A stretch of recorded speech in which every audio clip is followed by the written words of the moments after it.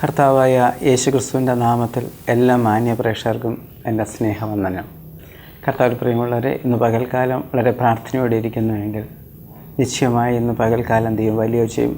ഇന്ന് പ്രാരംഭത്തിൽ ദൈവത്തിൻ്റെ ആത്മാവ് എന്നോട് ഇടപെടുന്ന ഒരു വിഷയം, ചില രോഗത്താൽ ഭാരപ്പെട്ടിരിക്കുന്നവർ, ചില ആകുല ചിന്തകളാൽ ഭാരപ്പെടുക ചില വ്യക്തി ജീവിതങ്ങളിൽ ഇന്ന് പകൽക്കാലം എൻ്റെ കർത്താവ് തൊടാൻ പോവുകയാണ്. ദൈവത്തിൻ്റെ പരിശുദ്ധാത്മാവ്, കാരണം വളരെ ഒരു സാന്നിധ്യം വ്യാപരിക്കുമ്പോൾ ദൈവത്തിൻ്റെ ആത്മാവ് അത് പ്രവർത്തിക്കും. നമ്മളല്ല, മനുഷ്യനല്ല ചെയ്യുന്നത്, ദൈവം പ്രവർത്തിക്കും. അതുകൊണ്ട് വളരെ പ്രാരംഭ നിമിഷത്തിൽ നിങ്ങൾക്ക് എന്തെങ്കിലും രോഗവിഷയങ്ങളുണ്ടെങ്കിൽ അതിന് ആ വിഷയത്തെ വേദനയുള്ള ഭാഗങ്ങൾ കരം വെച്ച് ദൈവത്തോട് പ്രാർത്ഥിച്ചും യാചിച്ചു കൊണ്ടിരിക്കണം.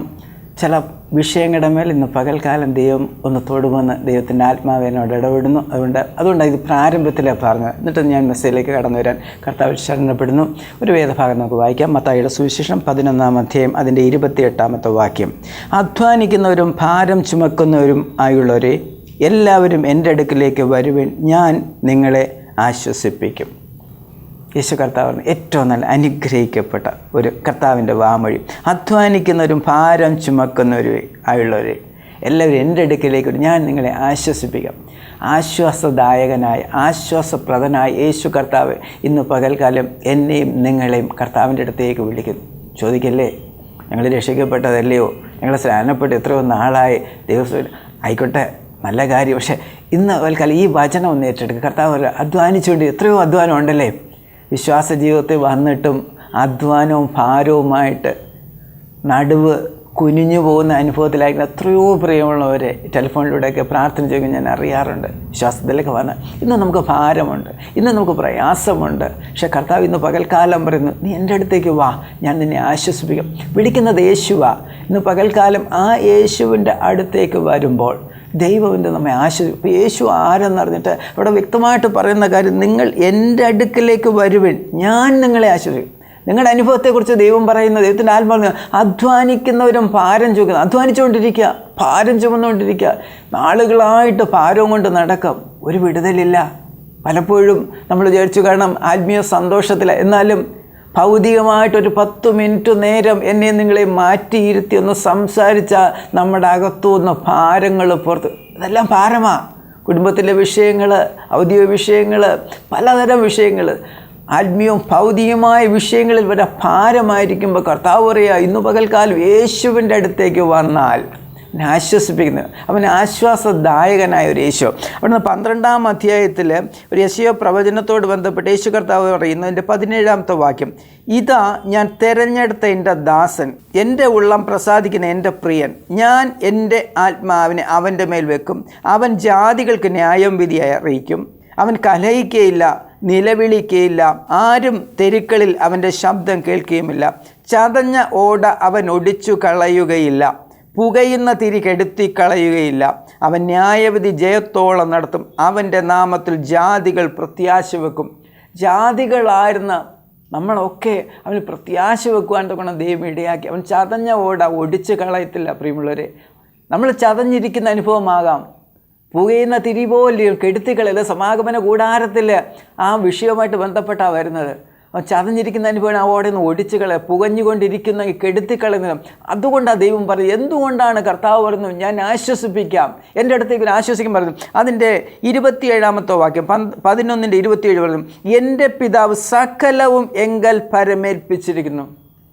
തൃപ്തിയായ പ്രിയമുള്ളവരെ, എൻ്റെ പിതാവ് സകലവും എൻ്റെ കയ്യിൽ ഏൽപ്പിച്ചിരിക്കുന്നു. എൻ്റെ കർത്താവ് കാൽവരി ക്രൂശിൽ തകർക്കപ്പെട്ടതോടുകൂടി പിശാചിൻ്റെ സകല അധികാരം കർത്താവിൻ്റെ മേലായി കഴിഞ്ഞിട്ടും കർത്താവ് അതിന് മുമ്പാണ് പറയുന്നത് സകലം എങ്കിൽ പറഞ്ഞു. കാരണം അതോടുകൂടി സകലതും യേശുക്രിസ്തുവിൻ്റെ ക്രൂശ് മരണത്തോടുകൂടി സകലതും ആ കാൽവരി ക്രൂശിന് എല്ലാം നിവർത്തിയായി എന്ന് പറയുന്നത് സകലതും കർത്താവിൻ്റെ കയ്യിലാണ്. ആ കർത്താവിൽ നിന്ന് പ്രാപിക്കാം.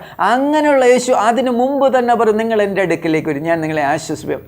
ഇന്ന് വരെയും യേശുവിനെ അറിയാത്ത ആരെങ്കിലും ഉണ്ടെങ്കിൽ, ഒരു കേട്ട് കഴിവ് മാത്രമാണ് അറിയുന്ന യേശുവിനെ കുറിച്ച്, ഒന്ന് രുചിച്ചറിഞ്ഞാട്ടം ഈ മെസ്സേജ് കേട്ടുകൊണ്ടിരിക്കുമ്പം ദൈവത്തിൻ്റെ പരിശുദ്ധാത്മാവ് ഞാൻ പറയും, നിങ്ങളുടെ ദേഹത്ത്, നിങ്ങളുടെ ദേഹിയാത്മാവിൽ പരിശുദ്ധാത്മാവിൻ്റെ സാന്നിധ്യം ഇപ്പോൾ നിറയട്ടെ. ഞാൻ പ്രാർത്ഥിക്കുന്നു, പരിശുദ്ധ പിതാവേ, ഇത് ശ്രമിച്ചുകൊണ്ട് ഓരോ വ്യക്തി ജീവിതങ്ങളിലും അവരുടെ ശിരസ് മുതൽ കോരിത്തരിക്കുന്നത് പോലെ ദൈവത്തിൻ്റെ പരിശുദ്ധാത്മാവിൻ്റെ സാന്നിധ്യം വ്യാപരിക്കട്ടെ. ഞങ്ങൾക്ക് അതാ വേണ്ടതപ്പാ.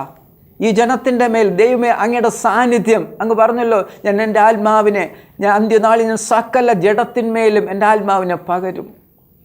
പരിശുദ്ധാത്മാവിൻ്റെ അഭിഷേകത്തിൻ്റെ ശക്തി ഈ പ്രാരംഭ നിമിഷങ്ങൾ ഇവരുടെ മേൽ വ്യാപരിക്കട്ടെ. ഇവരുടെ വേദനകളെ, ഇവിടെ പ്രയാസങ്ങൾ, ഇവിടെ നൊമ്പരങ്ങൾ എടുത്തു മാറ്റാൻ കഴിവുള്ള ദൈവമാകയാൽ ഞങ്ങളങ്ങ് സ്തുതിക്കുന്നു.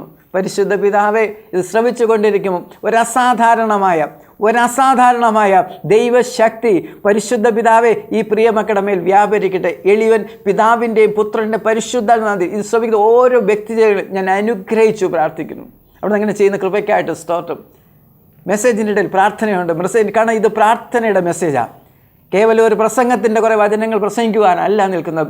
ആത്മാവിൽ എൻ്റെ മേൽ പകരുന്ന ദൈവ സാന്നിധ്യം നിങ്ങളുടെ മേൽ പകർന്നുകൊണ്ടാണ് ശുശ്രൂഷിക്കുന്നത്. ഇവിടെ പറഞ്ഞു, അങ്ങനെയുള്ള കർത്താവിൻ്റെ അടുത്തേക്ക് വന്നാൽ എപ്പോഴാണ് നമ്മുടെ ഭാരം ചുമന്ന്? എന്താണ് ഈ ഭാരം? അതൊന്ന് മനസ്സിലാക്കി അടുത്ത ഭാഗത്തേക്ക് വായിക്കാം. 29, ഞാൻ സൗമ്യതയും താഴ്മയും ഉള്ളവനാകിയാൽ എൻ്റെ നുഖമേറ്റുകൊണ്ട് എന്നോടുകൂടെ പഠിപ്പിൻ. അപ്പോൾ എന്തോ ഒരു നുഖം നമ്മുടെ മേലുണ്ട്, അതാണ് നമ്മളെ ഭയപ്പെടുന്നത്, അതാണ് നമ്മുടെ ഈ ഭാരം. അവിടെ പറഞ്ഞു, എൻ്റെ നുഖം ഏറ്റുകൊണ്ട് എന്നോടുകൂടി എന്നാൽ നിങ്ങളുടെ ആത്മാക്കൾക്ക് ആശ്വാസങ്ങൾ. എൻ്റെ നുഖം മൃദുവും എൻ്റെ ചുമട് ലഘുമാണ്. എൻ്റെ നുഖം മൃദുവാണ്, എൻ്റെ ചുമട് എന്താ? ദൈവത്തിൻ്റെ കൽപ്പനകൾ, ദൈവത്തിൻ്റെ ചട്ടങ്ങൾ, ഇതൊക്കെ വളരെ ലഘുവാണ്. അതൊന്ന് ഏറ്റെടുത്തുകൊണ്ടൊന്ന് അനുസരിക്കാൻ മനസ്സ് വെച്ചാൽ ദൈവം. ഈ നുഖത്തിൻ്റെ ഉത്ഭവം ഇവിടെ കിടക്കുന്നു. എപ്പോഴാണ് വ്യാപനം? യശയ്യാപ്രവചനം അതിൻ്റെ 10:27 വായിക്കാം. അന്നാളിൽ അവൻ്റെ ചുമട് നിൻ്റെ തോളിൽ നിന്നും അവൻ്റെ നുഖം നിൻ്റെ കഴുത്തിൽ നിന്നും നീങ്ങിപ്പോകും. പുഷ്ടി നിമിത്തം നുഖം തകർന്നു പോകും. അന്നാളിൽ, ഏത് നാളെന്ന് ഇപ്പം ചിന്തിക്കാം. എൻ്റെ അടുത്ത് യേശു നിൽക്കുമ്പം അന്നാളിൽ, നീ യേശുവിനെ അറിയുന്ന നാളിൽ, യേശുവിൻ്റെ അകത്ത് വരുന്ന നാളിൽ, അന്നാളിൽ അവൻ്റെ ചുമട് നിൻ്റെ തോളിൽ നിന്നും അവൻ്റെ നുഖം നിൻ്റെ കഴുത്തിൽ നിന്ന് നീങ്ങിപ്പോകും. പുഷ്ടി നിമിത്തം നുഖം തകർന്നു. പ്രിയമുള്ളവർ, ഇന്ന് പകൽക്കാലം പരിശുദ്ധാത്മാവിൻ്റെ പുഷ്ടി നിമിത്തം ഈ നുഖം തകരാൻ പോവാം. ആരുടെയെങ്കിലും തോളിലുണ്ടെങ്കിൽ ആ നുഖം ഒന്ന്, കർത്താവിൻ്റെ നുഖം എൻ്റെ തോളിലേക്കൊന്ന് വരണമേ എന്നൊന്ന് പ്രാർത്ഥിക്കുക. കർത്താവേ, അവൻ്റെ നുഖത്തെക്കുറിച്ച് പറയുന്നു, ഞാൻ നിങ്ങളെ ആശ്വസിപ്പിക്കാന്ന് പറഞ്ഞിട്ട്, ഞാൻ സൗമ്യതയും താഴ്മയും ഉള്ളവനാകിൽ എൻ്റെ നുഖം ഏറ്റുകൊണ്ട്. കർത്താവിൻ്റെ നുഖം ഇന്ന് ശ്രവിക്കുന്ന ഓരോ പ്രിയമുള്ളവരുടെ മേലെ ആ കർത്താവിൻ്റെ നുഖം ഒന്ന് വീഴട്ടെ. ആ നുഖം ഒന്ന് വീണ് കഴിയുമ്പോൾ പ്രിയമുള്ളവരെ, അത്ഭുതകരമായിട്ടൊരു ആശ്വാസം, നിങ്ങളുടെ ആത്മാക്കൾ ആശ്വാസം. ഇന്ന് പകൽക്കാലം ചിലത് ആശ്വസിക്കട്ടെ. അധ്വാനിക്കുന്ന ഒരു ഭാരം ചുക്ക്, നിങ്ങൾ എൻ്റെ അടുക്കലേ, ഞാൻ നിങ്ങളെ ആശ്വസിപ്പിക്കാന്ന് പറയുന്നത് കർത്താവ് ചെയ്യാൻ കഴിയും. അവൻ ചതഞ്ഞ കോട ഒടിച്ചു കളയത്തില്ല, പുകയുന്ന തിരി കെടുത്തി കളയും. ആ കർത്താവിൻ്റെ അടുത്തേക്ക് വന്ന് ഇന്ന് പകൽക്കാലം മാനസിക വ്യതകളാൽ, ഭാരങ്ങളാൽ പ്രയാസപ്പെട്ട് ഇരിക്കുന്ന ചില വ്യക്തി ജീവിതം ഇന്ന് പകൽക്കാലം ആശ്വാസം പ്രാപിച്ചുകൊണ്ടിരിക്കാം. യേശുവിൻ്റെ നാമത്തിൽ അങ്ങനെ സംഭവിക്കും. കർത്താവ് ചിലയിടത്തൊന്നും പറഞ്ഞു, കർത്താവ് തൊട്ടൊന്നുമില്ല. കർത്താവ് പറഞ്ഞു, വീട്ടിൽ പോയാൽ മതി, നീ അവിടെ ചെല്ലുമ്പോൾ സൗഖ്യം നടന്നിരിക്കും. കർത്താവ് പോയാൽ മതി, ഒന്ന് വിശ്വസിച്ചാൽ മതി. ഇന്ന് പകൽക്കാലം അത്രയും മാത്രം ഒന്ന് ചെയ്യാമെങ്കിൽ, ഒന്ന് വിശ്വസിപ്പാനായിട്ട് കഴിയുമെങ്കിൽ എന്താ സംഭവിക്കുന്നത്? കർത്താവിൽ നിന്ന് വിശ്വസിക്കണം. എൻ്റെ യേശുവിന് ചെയ്യാൻ കഴിയും, എൻ്റെ യേശുവിന് വിടുവിപ്പാൻ കഴിയും. നിങ്ങളങ്ങ് വിശ്വസിക്കുന്നുവെങ്കിൽ ആ കർത്താവിൻ്റെ നുഖം ഇന്ന് പകൽക്കാലം എൻ്റെ നിങ്ങളുടെ മേൽ ആയിക്കഴിഞ്ഞാൽ, ഇരുമ്പ് നുഖങ്ങൾ എപ്പോഴാ?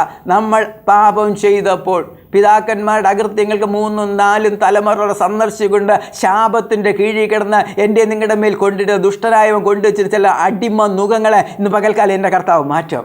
ഉണ്ടോ? മരത്തിന്മേൽ തൂങ്ങുന്നവനെല്ലാം ശപിക്കപ്പെട്ടൊന്ന് യേശു നമുക്ക് വേണ്ടി ശാപമായി തീർന്നുകൊണ്ട് അത് വിശ്വാസത്തോടെ ഏറ്റെടുക്കുക. എൻ്റെ കർത്താവ് എന്തിനാണ് വന്നത്? എൻ്റെ കർത്താവ് പാപികളെ രക്ഷിപ്പാൻ, എന്നെ നിങ്ങളെ രക്ഷിപ്പാനാണ് കർത്താവ് വന്നത്. അത് വിശ്വാസത്തോടെ ഏറ്റെടുത്തുകൊണ്ട് ഈ കർത്താവിൻ്റെ അടുത്തേക്ക് വന്നാൽ, ഇന്ന് കർത്താവിൻ്റെ അടുത്ത് വരണം. ദൂരമായി നമ്മൾ വിശ്വസിച്ചുകൊണ്ട് രക്ഷിക്കപ്പെട്ടു, സ്നാനപ്പെട്ടു നിൽക്കുന്ന അനുഭവത്തെക്കുറിച്ച് അല്ല ഞാൻ പറഞ്ഞത്. ഇന്ന് ഈ പകൽക്കാലം ഈ വചന ശുശ്രൂഷ ചെയ്തുകൊണ്ട് കർത്താവിനോട് പറ, കർത്താവേ, എനിക്ക് ഒരു പടി കൂടെ എൻ്റെ അപ്പൻ്റെ അടുത്തേക്ക് വരുവാൻ, എൻ്റെ കർത്താവിൻ്റെ അടുത്തേക്ക് വരാൻ, എൻ്റെ കർത്താവിനൊന്ന് പ്രാപിക്കാൻ, എൻ്റെ കർത്താവിന് ചിലത് നേടുവാൻ. ഇന്ന് പകൽക്കാലം ദൈവിക ജ്ഞാനത്തിൻ്റെയും പരിജ്ഞാനത്തിൽ നിൽക്കുന്ന ക്രിസ്തുവിൻ്റെ സ്നേഹത്തിൻ്റെ അളവൊക്കെ പറഞ്ഞ് കർത്താവിനോട് ചേർന്ന് നിൽക്കുന്നൊരു അനുഭവം. യോഹന്നാൻ എന്താ ചെയ്തെന്നറിയാമോ? യേശുവിൻ്റെ മാറോട് ചാരിയിരുന്നു. ഈ ദിവസം അങ്ങനെയൊക്കെ ഒന്ന് ഇരിക്കുവാനായിട്ട് കഴിയുന്നു. നിൻ്റെ ഒരു ലോകത്തിൻ്റെ ചിന്തയും ലോകത്തിൻ്റെ ഇച്ഛകളോ ഒന്നും നിന്നെ അലട്ടത്തില്ല. പ്രിയമുള്ള, യേശുവിൻ്റെ അടുത്തേക്ക് വാ.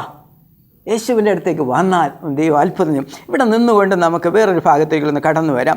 ആ കർത്താവിൻ്റെ അടുത്തേക്ക് വരുമ്പോൾ ദൈവത്തിന് നമ്മൾ അറിയുവാനുള്ള ഭാഗ്യം കിട്ടുമ്പോൾ, കാരണം ദൈവത്തിന് വിരുദ്ധമായിട്ട് ദൈവത്തിനെ ബുദ്ധിമുട്ടിച്ചുകൊണ്ട് നിന്നൊരു വ്യക്തി ജീവിതമാണ് പൗലോസ് എന്ന് അല്ലെങ്കിൽ ശൗലെന്ന് വ്യക്തി. ഈ ശൗലിൻ്റെ ജീവിതത്തിൽ ശൗലിനെ മാറ്റിമറിക്കുന്നത് 1 തിമോത്തി 1:13 മുമ്പേ ഞാൻ ദൂഷകനും ഉപദ്രവിയും നിഷ്ഠൂരനുമായിരുന്നു, എങ്കിലും അവിശ്വാസത്താൽ അറിയാതെ ചെയ്തതാകൊണ്ട് എനിക്ക് കരുണ ലഭിച്ചു. നമ്മുടെ കർത്താവിൻ്റെ കൃപ ക്രിസ്തുയേശുവിലുള്ള വിശ്വാസത്തോടും സ്നേഹത്തോടും കൂടി അത്യന്തം വർദ്ധിച്ചുമിരിക്കുന്നു. ക്രിസ്തു യേശു പാപികളെ രക്ഷിപ്പാൻ ലോകത്തിൽ വന്നു എന്നുള്ളത് വിശ്വാസ്യവും എല്ലാവരും അംഗീകരിപ്പാൻ യോഗ്യമായ വചനം തന്നെ. ആ പാപികളിൽ ഞാൻ ഒന്നാമൻ. എന്നിട്ടും യേശു ക്രിസ്തു നിത്യജീവനായിക്കൊണ്ട് തന്നിൽ വിശ്വസിപ്പാനുള്ളവർക്ക് ദൃഷ്ടാന്തത്തിനായി സകല ദീർഘക്ഷമി ഒന്നാമനായ എന്നിൽ കാണിക്കേണ്ടതിന് എനിക്ക് കരുണ ലഭിച്ചു. അങ്ങനെ ഒന്നാമനായിട്ട് പൗലോസ് അപ്പോസ്തലനെ തിരഞ്ഞെടുത്തു, കരുണ കാണിച്ചു. ആ പൗലോസ് അപ്പോസ്തലൻ തൻ്റെ ജീവിതത്തിൽ ഈ ദൈവത്തോട് അടുത്ത് വരുന്ന സന്ദർഭമാണ്. ഫിലിപ്പിയർക്കുള്ള ലേഖനം 4-ാം അധ്യായത്തിലേക്ക് പറയുന്നു. കാരണം അവിടെ ഒരു വിഷയം പറയുന്നത് ഈ അനുഭവത്തിൽ നിന്നുകൊണ്ടാണ് പൗലോസ് അപ്പോസ്തലൻ പഠിപ്പിക്കുന്നത്. അവിടെ നിന്നിട്ട് കർത്താവിൽ എപ്പോഴും സന്തോഷിപ്പെന്ന് ഞാൻ പിന്നെയും പറയുന്നു. നിങ്ങളുടെ സൗമ്യത സകല മനുഷ്യരും അറിയട്ടെ. കർത്താവ് ഒരുവൻ അടുത്തിരിക്കുന്നു, ഒന്നിനെക്കുറിച്ചും വിചാരപ്പെടരുത്. എല്ലാറ്റിലും പ്രാർത്ഥനയാലും അപേക്ഷയാലും നിങ്ങളുടെ ആവശ്യങ്ങൾ സ്തോത്രത്തോടുകൂടി ദൈവത്തെ അറിയിക്കരുത്. അപ്പം നിങ്ങളുടെ ആവശ്യങ്ങളൊക്കെ സ്തോത്രത്തോടുകൂടി അറിയിക്കണം. അപ്പോൾ അതിനു മുമ്പേ ഇത് പറയുന്ന നിങ്ങളുടെ സൗമ്യത സകല മനുഷ്യരും അറിയട്ടെ. കാരണം അന്ന് സൗമ്യനല്ലായിരുന്നു പൗലോസ്. പക്ഷേ യേശുവിൻ്റെ അടുത്തേക്ക് വന്നപ്പോൾ ആ യേശുവിൻ്റെ താഴ്മയും സൗമ്യതയും തൻ്റെ മേൽ വ്യാപരിച്ച ആ സൗമ്യതയുടെ ആത്മാവിൽ നിന്ന് കഴിഞ്ഞപ്പം പൗലോസിൻ്റെ രീതികളെ ഒന്ന് വ്യത്യാസം വരുത്തി. നിങ്ങളുടെ ആവശ്യങ്ങൾ എന്ത് ചെയ്യണം? ഒന്നിനെക്കുറിച്ചും നിങ്ങൾ വിചാരപ്പെടേണ്ട. അപ്പോൾ നമ്മൾ ഈ വചനഭാഗങ്ങൾ ഒത്തിരി കേൾക്കാറുള്ള അതിനകത്ത് 1-2 കാര്യങ്ങൾ നിങ്ങളെ ഒന്ന് ചൂണ്ടിക്കാട്ടുവാൻ ഞാൻ കർത്താവ് ശരണപ്പെടുന്നു. ഒന്നിനെക്കുറിച്ചും എല്ലാറ്റിലും പ്രാർത്ഥനയിൽ അപേക്ഷയിൽ നിങ്ങളുടെ ആവശ്യങ്ങൾ സ്തോത്രത്തോട്. അപ്പം ഒന്നിൻ്റെ മുന്നിൽ ഭാരപ്പെടേണ്ട. നിങ്ങളുടെ ആവശ്യങ്ങൾ ദൈവത്തിൽ നിന്ന് അറിയിക്കുക. ഇന്ന് പകൽക്കാലം ദൈവത്തെ അറിയിപ്പാനായിട്ട് എത്ര പേർക്ക് മനസ്സുണ്ട്? നിങ്ങളുടെ ആവശ്യങ്ങളെ സ്തോത്രത്തോടുകൂടി ഇന്ന് അറിയിക്കണം. അറിയിച്ചിട്ട് ദൈവത്തെ സ്തുതിക്കണം. സ്തുതിച്ചോ?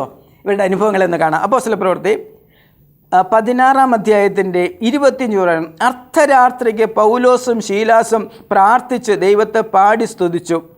തടവുകാർ ശ്രദ്ധിച്ചുകൊണ്ടുവന്നു. പെട്ടെന്ന് വലിയൊരു ഭൂകമ്പമുണ്ടായി. കാരാഗൃഹത്തിൻ്റെ അടിസ്ഥാനം കുലുങ്ങി, വാതിലൊക്കെയും തുറന്നു, എല്ലാവരുടെയും ചങ്ങല അഴിഞ്ഞു വീണു. നമ്മൾ ഈ വചനഭാഗം വായിച്ചു നമ്മളെപ്പോഴും ശ്രദ്ധിക്കാറുള്ള കാര്യം ഇത്രയും ചിന്തിക്കും. അർദ്ധരാത്രിക്ക് പൗലോസും ശീലാസും ദൈവത്തെ പാടി സ്തുതിച്ച. പക്ഷെ ഇവിടെ പറയുന്നു അവർ പ്രാർത്ഥിച്ചു, ദൈവത്തെ പാടി സ്തുതിച്ചു. നിങ്ങളുടെ ആവശ്യങ്ങൾ സ്തോത്രത്തെ അറിയിക്കുന്ന പോലെ അവരുടെ വിഷയങ്ങൾ ഇവിടെ അവരെ പിടിച്ചു വലിച്ച് ഇഴച്ച്. കാരണം കാരാഗ്രഹ പ്രമാണികളുടെ കൈ കൊടുത്ത് അങ്ങനെ തടവറയ്ക്കകത്ത് അവരുടെ കാല ആമത്തിനകത്താക്കി ഇട്ടിരിക്കുമ്പോഴും ശ്രദ്ധിച്ച് കേൾക്കണമേ, അവരവിടെ നിന്ന് ദൈവത്തെ അറിയിച്ചു, അവർ ദൈവത്തോട് പ്രാർത്ഥിച്ചു. എന്നിട്ട് പ്രാർത്ഥിച്ചിട്ടാണ് അവർ ദൈവത്തെ പാടി സ്തുതിച്ചത്. ആരാധിച്ചു കൊണ്ടിരിക്കുമ്പോൾ സംഭവിക്കുന്ന പലരും മറന്നുപോയൊരു വിഷയം അവിടെ പറയുന്നു. തടവുകാർ ശ്രദ്ധിച്ചുകൊണ്ടിരുന്നു. ശ്രദ്ധിച്ച് കേൾക്കണമേ, ഇവരെ പ്രാർത്ഥിച്ചു, ദൈവത്തെ സ്തുതിച്ച് ആരാധിക്കുമ്പോൾ തടവുകാർ നിങ്ങളും ഞാനും ദൈവത്തോട് പ്രാർത്ഥിച്ച് ദൈവത്തെ സ്തുതിച്ച് ആരാധിച്ചുകൊണ്ട് ചില തടവുകാർ ബന്ധിക്കപ്പെട്ട തടവറയ്ക്കകത്ത് കിടക്കുന്ന ചില കുണ്ടറയ്ക്കകത്ത് ചില വ്യക്തി ജീവിതങ്ങൾ അവർ കേട്ടുകൊണ്ട് നമ്മുടെ പ്രാർത്ഥനയുടെ ഫലമായി നമ്മുടെ സ്തുതിയുടെ സ്തോത്രത്തിൻ്റെ ആരാധന ആ തടവുകാർക്ക് വരെ അവരുടെ കയ്യിലെ ചങ്ങലകൾ അഴിഞ്ഞു മാറുവാൻ കൊണ്ട് ഒരു ഭൂമി അടിസ്ഥാനം ഇളകുന്ന പോലെ പത്രോസിനെ അതുപോലെ കിട്ടും. പത്രോസിന് ഒന്നും ചെയ്യാൻ കഴിയത്തില്ല. പത്രോസിൻ്റെ കൈയൊക്കെ കർത്താവ് അവിടെ എന്തിനും അവരെ വിലങ്ങിട്ട് നിർത്തിയിരിക്കുമ്പോൾ പോലും സഭ ശ്രദ്ധയോട് പ്രാർത്ഥിച്ചു കൊണ്ടിരുന്നപ്പം എന്ത് ചെയ്യാം? കാവൽ 1-ാം കാവലും 2-ാം കാവലൊക്കെ 3-ാം കാവലും സ്വതവേയൊക്കെ തുറന്ന് പത്രോസ് അവിടെയൊക്കെ സംഭവിക്കുന്ന കാര്യമാണ് ചില പ്രാർത്ഥനകൾ. അവിടെ സഭ ശ്രദ്ധിച്ച് പത്രോസൊന്നും ചെയ്തില്ല. പത്രോസിന് വേണ്ടിയിട്ട് അവർ ശക്തമായിട്ട് സഭ ശ്രദ്ധയോടുകൂടി പ്രാർത്ഥിച്ചു കൊണ്ടിരിക്കുമ്പോൾ അത്ഭുതം തന്നെ ഇവിടെ നടക്കുന്നതിന് മുമ്പും ഒരു ലുദിയെ കണ്ടതിന് ശേഷമാണ് ഇവർ കാരാഗ്രഹത്തിലേക്ക് വരുന്നത്. ആ ലുദിയെ അവിടെ ശ്രദ്ധയോടുകൂടി കേട്ടുകൊണ്ടിരിക്കുക. പുഴക്കടവിൽ വെച്ച് പൗലോസ് അപ്പോസ്തലനൊക്കെ അവിടെ സഹോദരിമാരോട് സംസാരിച്ച്, കാരണം ഒരു രക്താംബരമൊക്കെ വിൽക്കുന്ന ലുദിയുടെ അടുത്ത് വരുമ്പോൾ ലുദി ശ്രദ്ധയോടെ കേട്ടു. എൻ്റെ സന്ദേശം ഇതാണ്, നിങ്ങളും ഞാനും പ്രാർത്ഥിക്കുന്നതും ആരാധിക്കുന്നതും സ്തുതിക്കുന്നതും ശ്രദ്ധിക്കുന്ന ചില ആത്മമണ്ഡലങ്ങളുണ്ട്. അത് തടവറയ്ക്കകത്താണ് കിടക്കുന്നത്. പകൽക്കാലം ശ്രദ്ധിക്കുക. എന്നെ നിങ്ങളെ ചില തടവറയ്ക്കകത്ത് കൊണ്ടുവരുമ്പം എൻ്റെ നിങ്ങളുടെ കൈയും കാലും ആമത്തിലൊക്കെ ഇടുമ്പോൾ ശ്രദ്ധിച്ചിരിക്കണം. അതിൻ്റെ പിന്നിൽ ഒരു ദൈവത്തിൻ്റെ ഒരു പദ്ധതിയുണ്ട്. അവിടെ നിലവിളിക്കണം. അവിടെ യേശുവിൻ്റെ അടുത്തേക്ക് വന്ന് കർത്താവിൽ തന്നെ ആശ്രയിച്ച് പ്രത്യാശിക്കുന്ന ഒരു ദൈവ പ്രവൃത്തി ഇതിനകത്തുണ്ട്.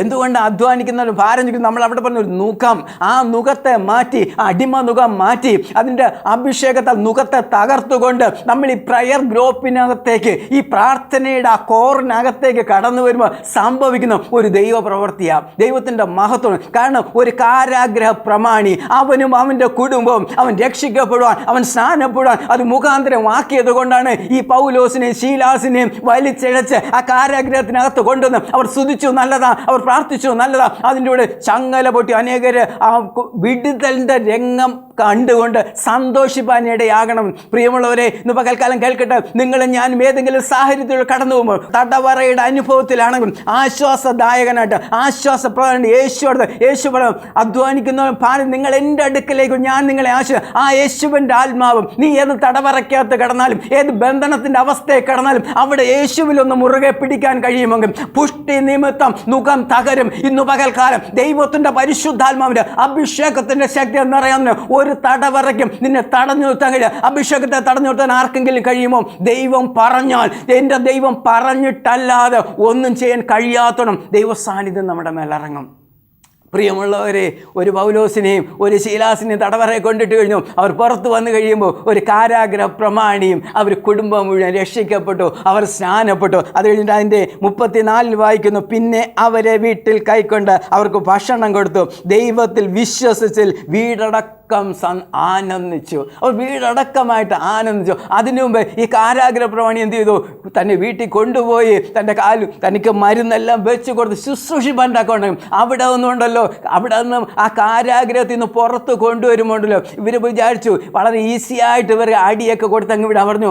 അപ്പോൾ അപ്പോസ്തലന് പറയാൻ കഴിയുന്നത്, അങ്ങനെ വെറുതെ ഇവിടെ ഞങ്ങൾ റോമ പൗരത്വമുള്ള ഞങ്ങളെ ന്യായവിസ്താരം കൂടാതെ ഇതിനകത്ത് അടിച്ചുവെങ്കിൽ അവർ വന്ന് ഞങ്ങളെ പുറത്താകട്ടെ.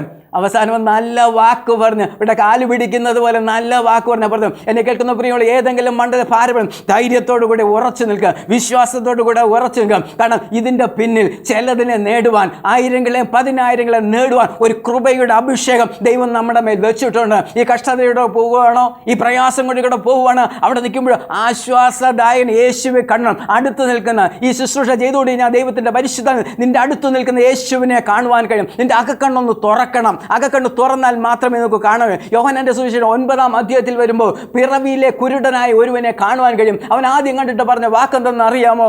യേശു എന്ന ഒരു മനുഷ്യൻ എൻ്റെ കണ്ണു തുറന്നു തന്നു. ചലവം കുളത്തിൽ ചെന്നിട്ട് കഴുകാൻ പറഞ്ഞു, തന്നെ ചേറെടുത്തു കണ്ണിൽ പുരട്ടി തന്നെ അവിടെ ചെന്ന് കുളിച്ച് കഴിയുമ്പോഴത്തേന് കഴിയുമ്പം തൻ്റെ കണ്ണ് കാഴ്ച പ്രാപിക്കും. എന്നിട്ട് അവൻ ആദ്യം പറയാൻ കഴിയുന്ന ഒറ്റ കാര്യമേ ഉള്ളൂ, കാരണം യേശു പറഞ്ഞു ഞാനത് ചെയ്തു. യേശു എന്നൊരു മനുഷ്യൻ എന്നാണ് പറയുന്നത്. നമ്മൾ പലപ്പോഴും യേശുവിനെ ഒരു മനുഷ്യനായിട്ട്, ഏതോ ഒരു മനുഷ്യൻ ഒരു കൺവെൻഷനിൽ പോകുമ്പോൾ, ഒരു പ്രയർ ഗ്രൂപ്പിനകത്ത് പോകുമ്പോൾ, ഒരു സഭയ്ക്കകത്ത് പോകുമ്പോൾ നമ്മൾ യേശു എന്നൊരു മനുഷ്യന് ആ ചിന്താഗതി മാറി അവൻ്റെ കണ്ണ് തുറന്നപ്പോൾ, അവൻ്റെ പുറമേ കണ്ണ് തുറന്ന് പോകുമ്പോൾ യേശു എന്നൊരു മനുഷ്യന് സൗഖ്യമൊക്കെ. അവൻ്റെ സുവിശേഷം 9-ാം അധ്യായം ഞാൻ പറയുന്നത്. അതിനകത്ത് നിന്ന് കുറച്ചുകൂടെ കഴിയുമ്പോൾ പറയുന്നു അവൻ ദൈവപുത്രൻ. കാരണം മുകളിൽ ദൈവത്തിന് അയച്ചിട്ടല്ലാതെ ഒരുവൻ ഇങ്ങനെ ചെയ്യുവാൻ കഴിയത്തില്ലെന്ന് പറയുന്നു. എന്നിട്ട് പരീശന്മാരോട് പറയുന്നു, അവൻ്റെ ശിഷ്യന്മാരാവും നിങ്ങൾക്ക് മനസ്സിലാവും, ശിഷ്യനെന്ന വാക്കുപോലും പറയുവാൻ തക്കവണ്ണം, അല്ലെങ്കിൽ പിറവിയിലെ കുരുടനായിരുന്നവൻ്റെ അകക്കണ്ണ് തുറന്നു കൊടുക്കാൻ എൻ്റെ ദൈവത്തിൻ്റെ കരം തൊട്ടുമെങ്കിൽ ഇന്ന് പകൽക്കാലം ഇത് ശ്രമിച്ചുകൊണ്ട് പ്രിയമുള്ളവരെ, നിങ്ങൾ യേശുവിൻ്റെ അടുത്തേക്ക് വന്നാൽ ദൈവത്തിൻ്റെ ആത്മാവ് ഇന്ന് പകൽക്കാലം ചിലതിൻ്റെ അകക്കണ്ണൊന്ന് തുറക്കും. അകക്കണ്ണ് തുറക്കുമ്പോൾ കാണാൻ കർത്താവ് പറഞ്ഞത്, എന്നെ കാണുന്ന കണ്ണ് എത്ര ഭാഗ്യമുള്ളത്, എൻ്റെ ശബ്ദം കേൾക്കുന്ന എത്ര ഭാഗ്യം വന്നിട്ടുണ്ടോ. അനേക പ്രവാചകന്മാർ കൊതിച്ചതാ, അനേക പ്രവാചകന്മാർ കാണാനൊക്കെ കൊതിച്ചു, അവർക്ക് കഴിയാത്ത പ്രിയമുള്ളവരെ, നിങ്ങൾക്കും എൻ്റെ മുമ്പിൽ നിൽക്കുന്ന യേശുവിനെ ഇന്ന് പകൽക്കാലം ഒന്ന് രുചിച്ചറിയാൻ എനിക്ക് പകരുവാനുള്ള ഒന്നും മാത്രമേ ഉള്ളൂ. പത്രോസ് പറഞ്ഞത്, എൻ്റെ കയ്യിൽ പൊന്നും വെള്ളിയുമില്ല, എനിക്കുള്ളത് നിനക്ക് തരുന്നു. നസ്രായൻ യേശുവിൻ്റെ നാമത്തിൽ എഴുന്നേൽക്കാൻ പറഞ്ഞപ്പോൾ 9-ാം മണി നേരത്ത് മുടന്തനായവൻ എഴുന്നേറ്റു, അവൻ്റെ നരിയാണി ഉറച്ചവൻ നടന്നും തുള്ളി ദൈവത്തെ ആരാധിച്ചെങ്കിലും പത്രോസിൻ്റെ അകത്തുള്ളത് നമ്മുടെ അകത്തുള്ള കൊടുക്കാൻ ഇന്ന് പകൽക്കാലം നിങ്ങളോടൊരു സന്ദേശം തരുന്നു. നിങ്ങളുടെ അകത്ത് കിട്ടിയത് എന്താ? നിങ്ങളുടെ അകത്ത് കിട്ടിയ യേശുവിനെയാണോ, ജീവനുള്ള ദൈവത്തെയാണോ നിങ്ങൾക്ക് കിട്ടിയെങ്കിൽ ഇന്ന് പകൽക്കാലം ഒരു തീരുമാനമെടുക്കുക. ഈ യേശുവിനെ അനേകർക്ക് പകർന്നു കൊടുക്കുന്നവരായിട്ട് നിങ്ങൾ മാറും. അങ്ങനെ പുഷ്ടി നിമിത്തം മുഖം തകരും. ഇന്നലെ വരെ തകരാതെ ഏതെങ്കിലും മുഖം ഇന്ന് പകൽക്കാലം നിങ്ങളുടെ മേലോ എൻ്റെ മേലോ ഉണ്ടെങ്കിൽ നിങ്ങൾക്ക് വീട്ടിൽ കൊടുക്കുവാനായിട്ട് കഴിയുമോ? ദാനമായിട്ട് കിട്ടിയത് ദാനമായിട്ട് കൊടുക്കാൻ മനസ്സ് ഒരു 10 പേരോട് ഇന്ന് പകൽക്കാലം ഞാൻ എൻ്റെ യേശുവിനെ കുറിച്ച് പറയാമെന്നുള്ള യേശുവിൻ്റെ നാമത്തെ കൊടുക്കുവാൻ, ആ യേശുവിനെ കൊടുക്കുവാൻ ഒരു മനസ്സ് വെക്കാനും കൃപ ജ്വലിക്കും. കൃപകളും കൃപാവരങ്ങളും ജ്വലിക്കും. കാരണം നമ്മൾ പലപ്പോഴും ചോദിക്കും, എനിക്ക് രോഗശാന്തിയുടെ കൃപാവരം വേണം, ഭൂതശാന്തിയുടെ കൃപാവരം വേണം, അത്ഭുത വീരപ്രവൃത്തിയുടെ കൃപാവരം വേണം, പ്രവചനം വേണം, വ്യാഖ്യാനം വേണം. അയ്യോ, ഇതിനു വേണ്ടി ഒന്ന് ഏൽപ്പിച്ച് കൊടുക്കാം. യേശുവിൻ്റെ അകത്ത്, യേശു നമ്മുടെ അകത്തേക്ക് വരുമ്പോൾ ദൈവത്തിൻ്റെ ആത്മാവിൽ നിങ്ങളും ഞാൻ നിറയപ്പെടും. ഇന്ന് പകൽക്കാലം ആത്മാവിലൊന്ന് നിറ. കുറേ വചന പ്രസംഗം കേൾക്കുവാനല്ല, പ്രാർത്ഥിച്ചുകൊണ്ടിരിക്കും, കർത്താവേ ഈ ശുശ്രൂഷയ്ക്കിടയിൽ എന്നെ ഒന്ന് ആത്മാവിലും നിറയ്ക്കണം. അന്ത്യകാലത്തിന് സകല ജഡത്തിന്മേലും, ഒരു ജഡത്തിന്മേലൊന്നല്ല, സകല ജഡത്തിലും ഞാൻ എൻ്റെ ആത്മാവിനെ പകരും. ദാഹിക്കുന്നവനെല്ലാം എൻ്റെ അടുക്കലേക്ക് വരട്ടെ. ഇച്ഛിക്കുന്നവൻ ജീവജലം സൗജന്യമായി, അത് സൗജന്യമായിട്ട് തരുന്ന പ്രിയമുള്ളവരെ, ഒന്ന് സൗജന്യമായിട്ട് കൊടുക്കാൻ മനസ്സ് വെക്കാമോ? ഒരു കൊർന്നല്യോസിനെ, ഒരു കാരാഗ്രഹ പ്രമാണിയൊക്കെ നേടുവാൻ ചിലപ്പോൾ നമ്മൾ കാരാഗ്രഹത്തിനകത്തായി പോകുന്നുവെങ്കിൽ, ഒരു തടവറയ്ക്കകത്താവുന്നവൻ അതിൽ സന്തോഷിച്ചു കൊണ്ടുവരണം. കാരണം ഏത് സാഹചര്യത്തിൽ അപ്പോസ്തലനെ പറയുമെങ്കിലും അതിലൊക്കെയും ഞാൻ തൃപ്തനായിരിപ്പം പഠിച്ചിട്ടുണ്ട്. ഫിലിപ്പിയർക്ക് ലേഖനത്തിലൊക്കെ ഇപ്പോൾ ഒരു ദിവസം 10-16 പ്രാവശ്യം സന്തോഷിപ്പിൻ. എങ്ങനെ പറ്റും? തടവറയ്ക്കകത്ത് കിടന്ന അനുഭവങ്ങളിലായിക്കൊണ്ട് എഴുതുമ്പോഴും പറയുക സന്തോഷിപ്പിൻ. പറ്റുമോ? ഇന്ന് പകൽക്കാലം യേശു കർത്താവ് നിങ്ങളെ വിളിക്കുന്നു. അധ്വാനിക്കുന്നവരും ഭാരം ചുമക്കുന്നവരും നിങ്ങൾ എൻ്റെ അടുക്കൽ, ഞാൻ നിങ്ങളെ ആശ്വസിപ്പിക്കാം. ഇന്ന് പകൽക്കാലം ആശ്വാസദായകനായ ആശ്വാസപ്രദ യേശു നിങ്ങളുടെ അടുത്ത് വിളിക്കാം. നിങ്ങൾ ചോദിക്കുന്നത് എത്ര വർഷമായി രക്ഷയുടെ അനുഭവത്തിൽ ഒന്ന്? 25 വർഷമായി കാണും, 30 വർഷം കാണും. പക്ഷേ ഇന്ന് പകൽക്കാലം ആ വചനത്തിന് മാറ്റമില്ല. പൊന്നു തമ്പുരാൻ വിളിച്ചാൽ പറയണ അടിയനിതാ. അപ്പം എന്നെക്കുറിച്ചുള്ള വിളി എന്താ? എന്നെക്കുറിച്ചുള്ള തിരഞ്ഞെടുപ്പ് എന്താ? നമ്മളെക്കുറിച്ച് ദൈവത്തിൻ്റെ പദ്ധതി വളരെ വലുതാണ്, അഗോചരമാണ്. അവൻ്റെ ജ്ഞാനവും ധനവും ഒക്കെ അഗോചരം. എന്നെ കേൾക്കുന്ന പ്രിയമുള്ള ഈ ദിവസങ്ങളിൽ യേശു മതി എന്ന് പറ. യേശുവേ അങ്ങയുടെ ആത്മാവിനെ മതി എന്ന് പറ, അങ്ങയുടെ സാന്നിധ്യം മതി എന്ന് പറ, അങ്ങയുടെ കൃപ മതി എന്ന് പറ. അങ്ങയുടെ കൂടെ നടന്നാൽ മതി കർത്താവേ. അങ്ങ് കൂടാതെ ഒന്നും വേണ്ട കർത്താവേ. ഈ ലോകത്തിൽ ഒന്നും വേണ്ട കർത്താവേ. ഈ ലോകത്തിലെ ഇമ്പങ്ങൾ വേണ്ട, ഈ ലോകത്തിൻ്റെ മോഹങ്ങൾ വേണ്ട, ഈ ലോകത്തിൻ്റെ ഒന്നും വേണ്ട കർത്താവേ. എനിക്ക് എൻ്റെ യേശുവിനെ മതി. എത്ര പേർക്ക് പറയാൻ കഴിയും എൻ്റെ യേശുവേ എനിക്ക് അങ്ങനെ പറഞ്ഞ കർത്താവ് പറയുന്നത്, എൻ്റെ അടുക്കൽ ഞാൻ നിങ്ങളെ ആശ്വസിപ്പിക്കാം. ഇന്ന് പകൽക്കാലം ഒരു വലിയ കൂട്ടം ജനത്തിനെ എൻ്റെ പൊന്നു തമ്പുരാൻ ആശ്വസിപ്പിക്കും. ഞാൻ ആത്മാവിൽ വിശ്വാസത്തിൽ കണ്ടുകൊണ്ട് പ്രാർത്ഥിക്കുന്നു. ജനത്തിൻ്റെ മേൽ ദൈവത്തിൻ്റെ കൃപ വ്യാപരിക്കും. ദൈവം അങ്ങനെയാണ് ചെയ്യുന്നത്. എൻ്റെ കർത്താവ് അങ്ങനെ ചെയ്യുന്നു. എണ്ണിയാലൊടുങ്ങാത്ത ഒരു പുരുഷാരം വെളിപ്പാട് പുസ്തകത്തിൽ വന്നു. അവിടെ നിൽക്കും അവരുടെ കണ്ണുനീരെല്ലാം തുടച്ചു കളഞ്ഞ്, അവിടെ കണ്ണുനീരില്ല, മുറിവിളിയില്ല, വിശപ്പില്ലൊന്നില്ലോ. പ്രിയമുള്ളവരെ, അത്ര അനുഗ്രഹിക്കപ്പെട്ട വാഗ്ദത്തത്തിലേക്കാണ് വിളിക്കുന്നത്. രക്ഷയിലേക്ക്, നിത്യജീവനിലേക്ക്. അവൻ്റെ അടുക്കൽ വന്ന ജീവനുണ്ട്. എന്നെ തിന്നുന്നവൻ എൻ മൂലം ജീവിക്കുമെന്ന് തിരുവത്താഴ ശുശ്രൂഷയോട് ബന്ധപ്പെട്ടും എന്നെ തിന്നുവൻ ആ കർത്താവിനെ ഒന്ന് ഭക്ഷിക്കണം. ഈ ദിവസം ദൈവത്തിൻ്റെ വചനം ഒന്ന് ഭക്ഷിക്കുക, ആത്മാവിൻ്റെ വചനം ഒന്ന് ഭക്ഷിക്കുക. ഈ ദിവസങ്ങളിൽ വചനങ്ങൾ വായിക്കുക. നിങ്ങളെ ഞാൻ പ്രോത്സാഹിപ്പിക്കുന്നു, നിങ്ങൾ പ്രബോധിപ്പിക്കുന്നു. നിങ്ങൾ വചനം വായിക്കണം. ദിവസവും നിങ്ങൾ വചനം വായിക്കണം. നിങ്ങൾ ദിവസവും വചനം ധ്യാനിക്കണം. നിങ്ങൾ വചനം വായിച്ചിട്ട് നിങ്ങൾ പ്രാർത്ഥിക്കണം, നിങ്ങൾ ധ്യാനിക്കണം, ദൈവത്തെ സ്തുതിച്ച് ആരാധിക്കണം. ഹൃദയത്തിൻ്റെ ആഴങ്ങളിൽ നിന്ന് പലപ്പോഴും വളരെ വേദന തോന്നി സഭയ്ക്കകത്ത് വരെ വന്ന് കാലുമേ കാലിട്ടിരുന്ന് ദൈവത്തിൻ്റെ വചനം ശ്രദ്ധിച്ചിട്ടുണ്ട്. എന്നെ വളരെ ചിന്തിപ്പിച്ചു. ദൈവമേ, കാലുമേ കാലൊക്കെ ഇട്ടിരുന്ന് വചനം നോക്കാൻ പറ്റുമോ? ഈ വേദപുസ്തകം ഇത് പലപ്പോഴും നോക്കുമ്പോൾ ഭയമാ. ദൈവസന്നിധിയിൽ ശുശ്രൂഷയ്ക്ക് നിൽക്കുമ്പം എൻ്റെ ഉള്ളിൽ എൻ്റെ നെഞ്ചിടിക്കാറുണ്ട്, പലപ്പോഴും പേടിയാ. കാരണം അഗ്നിജ്വാലയ്ക്കത്തുള്ള അവനക്ക് ദയയുണ്ട്, കണ്ണിതോ ഒരുപോലെ. തീഷ്ണതയുള്ള ദൈവം, അഗ്നിജ്വാലയ്ക്കത്തുള്ള ദൈവം, വിശുദ്ധിയിൽ ഭയങ്കരനായ ദൈവം. ഈ ദൈവത്തെ ആ ദൈവം അടുത്തുനിന്ന് പറയുന്നത്, പ്രിയമുള്ളവരെ, ആ യേശുവിൻ്റെ അടുത്തേക്കൊന്ന് വന്നാൽ ആ സ്നേഹത്തിന് ഞാൻ കൊതിക്കുക. ആ കർത്താവിൻ്റെ കൃപയിൽ നിൽപ്പാൻ ഞാൻ കൊതിക്കുന്നു. പ്രിയമുള്ളവരെ, വളരെ ഭയത്തോടുകൂടി, ആ വിറയലോടുകൂടി, ആ രക്ഷയ്ക്ക് വേണ്ടി നമുക്ക് ഈ നാളിൽ ആഗ്രഹിക്കാം. ദൈവത്തിൻ്റെ ജ്ഞാനം, ദൈവിക ജ്ഞാനത്താൽ ആ ക്രിസ്തുവിൻ്റെ സ്നേഹത്തിൻ്റെ നീളവും വീതിയും ആഴവും ഉയരൊക്കെ ഒന്ന് അറിഞ്ഞിട്ട് യേശുവിനെ അറിയുന്ന ഏറ്റവും വലിയ കാര്യം. 17 പറയുമ്പോൾ, യോഹനം 17 വരുമ്പോൾ പറയുമ്പോൾ, ഏക സത്യദേവൻ നീ അയച്ചു യേശു ക്രിസ്തുവിനെ അറിയുന്നത് തന്നെ നിത്യജീവൻ. യേശുവിനെ ഒന്ന് അറിയണം. നമ്മുടെ ജീവിതത്തിൽ ഇന്നത്തെ പകൽക്കാലത്തെ ആഗ്രഹം അതാകട്ടെ, യേശുവിനെ അറിയണം. കർത്താവ് ഒരംശമായിട്ട്, ഒരല്പമായിട്ടാണ് നമ്മൾ അറിയുന്നത്. അല്പമായിട്ട് അറിയുമ്പോഴാണ് നമ്മൾ ഈ പ്രവചിക്കുന്നത്. അല്പമായിട്ട് അറിയുന്നുണ്ടൊക്കെയാണ് നമ്മൾ ഈ അന്യഭാഷയൊക്കെ പറയും, വ്യാഖ്യാനിക്കുക വെച്ചത്. പൂർണ്ണമായത് വരുമ്പോൾ അംശമായിട്ടുള്ള എല്ലാം നീങ്ങിപ്പോവും. പ്രിയമുള്ളവരെ, ഒന്ന് കൊതിക്കാൻ പറ്റുമോ? ഈ ദിവസങ്ങളിൽ ദൈവം നിങ്ങളെ സമൃദ്ധമായിട്ട് അനുഗ്രഹിക്കട്ടെ. കുഞ്ഞു കുഞ്ഞു വചനങ്ങൾ പഠിക്കുമ്പോൾ ഒറ്റ കാര്യമുള്ള ദൈവത്തിൻ്റെ മത്തായി 5, 6, 7 ഭാഗങ്ങളൊക്കെ വായിക്കുമ്പോൾ, കാരണം അവർ എൻ്റെ മുഖം മൃദുവും എൻ്റെ ചുമട് ലഘുവുമാണെന്ന് പറയുമ്പോൾ, വ്യഭിചാരം ചെയ്യരുതെന്ന് പറയുന്നത് ഏതാ ലഘു? കാരണം സ്ത്രീയെ മോഹിക്കേണ്ടെന്ന് നോക്കിയാൽ നീ അവനോട് പാപം ചെയ്തു എന്ന് പറയുമ്പോൾ ഏതാ ലഘു? കാരണം കൊലപാതകം ചെയ്യരുത്, ഇവിടെ പറയുന്നത് എൻ്റെ സഹോദരനോട് മൂടാന്ന് പറഞ്ഞാൽ ന്യായവിധിക്ക് യോഗ്യനാകും. ഏതാ? ചെറുതാണോ? എൻ്റെ മുഖം മൃദുവും ചുമട് ലഘുവൊക്കെയാണ്.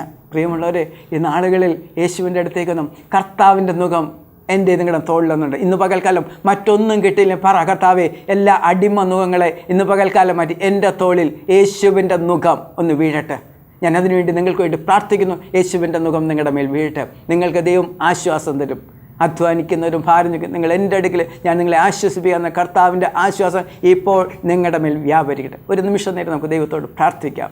യേശു കർത്താവെ, നന്ദിയോടെ ഞങ്ങളങ്ങ് വാഴ്ത്തുന്നു, സ്തുതിക്കുന്നു, സ്തോത്രം ചെയ്യുന്നു. ദൈവം ചെയ്തെല്ലാം നന്മകൾക്കായി സ്തോത്രം. കേൾപ്പിച്ച ആലോചനകൾ വചനങ്ങൾക്കായി സ്തോത്രം. ഇന്ന് പകൽക്കാലം ശ്രമിച്ച ഓരോ പ്രിയമുള്ളവരും കർത്താവിൻ്റെ അടുത്തേക്ക് വന്ന് അവർ ആശ്വാസം പ്രാപിക്കട്ടെ. അവരുടെ എല്ലാ ഇരുമ്പ് മുഖങ്ങൾ എൻ്റെ കർത്താവ് മാറ്റിക്കണം. രോഗത്താൽ ബന്ധിക്കപ്പെട്ട് തടവറയ്ക്കകത്ത് കിടക്കുന്ന അന്യായ ബന്ധനങ്ങൾ കുടുങ്ങിക്കിടന്ന ഒത്തിരി വ്യക്തി ഇന്ന് പകൽ എൻ്റെ കർത്താവ് തൊട്ട് സൗഖ്യമാക്കിയതിനുണ്ട്. എൻ്റെ കർത്താവ് വിടുവിച്ച കൃപയ്ക്കായിട്ട് നന്ദിയോട് സ്തോത്രം ചെയ്യുന്നു. എല്ലാ അഭിഷിക്ത ദൈവദാസന്മാർക്കായിട്ട് സ്തോത്രം, അപ്പോസ്തലന്മാർക്കായിട്ട്, പ്രവാചകന്മാർക്കായിട്ട്, സുവിശേഷന്മാർക്ക്, ഇടയന്മാർക്കായിട്ട്, ഉപദേശങ്ങൾക്കൊക്കെ ഞങ്ങൾ പ്രാർത്ഥിക്കുന്നു. എല്ലാ സഭകൾക്ക് വേണ്ടി, എല്ലാ ലോക രാജ്യങ്ങളും ആത്മാവിലും സത്യത്തിലും ദൈവത്തെ സ്തുതിക്കുന്ന എല്ലാ പ്രിയമുള്ളവർക്കായിട്ട് സ്തോത്രം ചെയ്യുന്നു. ഒരു വലിയ കൂട്ടം ജനം ഈ ദിവസങ്ങളിൽ കർത്താവെ ദൈവരാജ്യത്തിന് അവകാശമായി മാറട്ടെ. അനേകരെ രക്ഷിക്കപ്പെടട്ടെ. ഇന്ന് വരെ കർത്താവ് സ്നാനപ്പെടാൻ തീരുമാനമെടുക്കാത്ത വ്യക്തി ഇന്ന് പകൽക്കാലം ആ തീരുമാനം എടുക്കട്ടെ. അനേകർ ആത്മസ്നാനം പ്രാപിക്കട്ടെ. അവർക്ക് ഞങ്ങളുടെ ഇടിവിൽ നിന്ന് ഒരു മനസ്സോടെ പ്രാർത്ഥിക്കുന്നു. ഇന്ന് പകൽക്കാലം ശ്രമിച്ച് ഓരോ പ്രിയമുള്ളവരെ കർത്താവിൻ്റെ കരത്തിൽ ഏൽപ്പിച്ച് പിതാവിൻ്റെയും പുത്രൻ്റെയും പരിശുദ്ധ നാമത്തിൽ അനുഗ്രഹിച്ചു പ്രാർത്ഥിക്കുന്നു. എന്നെ കേൾക്കുന്ന പ്രിയമുള്ളവർ, ഇന്ന് രാത്രിയിലും 10 തൊട്ട് 11 വരെ ഗ്ലോബൽ പ്രയർ ടൈമിലേക്ക് നിങ്ങളെ സ്വാഗതം ചെയ്യുന്നു. നമുക്ക് ഒന്നിച്ച് പ്രാർത്ഥിക്കാം. ദൈവം വലിയവ ചെയ്യട്ടെ. തുടർന്നും നിങ്ങളുടെ പ്രാർത്ഥന, നിങ്ങളുടെ സഹനത്തൊക്കെ നന്ദി പറയുന്നു. നിങ്ങളെ എന്നെയും എൻ്റെ കുടുംബത്തെയും ഈ മിനിസ്ട്രിയും വഹിച്ച് പ്രാർത്ഥിക്കണമെന്ന് നിങ്ങൾ ചോദിക്കും. നിങ്ങളുടെ പ്രാർത്ഥന ഒരു അനുഗ്രഹമാണ്, കോട്ടയാണ്. അടുത്ത എപ്പിസോഡ് കാണാൻ ദൈവം നിങ്ങളെ മറക്കട്ടെ. ദൈവത്തിൻ്റെ വചനത്തിൽ ഉറയ്ക്കാം. ദൈവ രാജ്യത്തിന് കെട്ടുപണി എൻ്റെ കർത്താവിന് എന്തെങ്കിലുമൊക്കെ ചെയ്യാൻ ഒരു തീരുമാനം എടുക്കുക. ഇന്നു മുതൽ ഒത്തിരി അനേകരോട് യേശുവിനെ കുറിച്ച് പറയാൻ ഒരു കൃപ നിങ്ങളുടെ നാവിന്മേൽ ദൈവം തന്ന കൃപയ്ക്കായിട്ട് ഞാൻ എൻ്റെ ദൈവത്തെ നന്ദിയോടെ സ്തുതിക്കുന്നു. God bless you.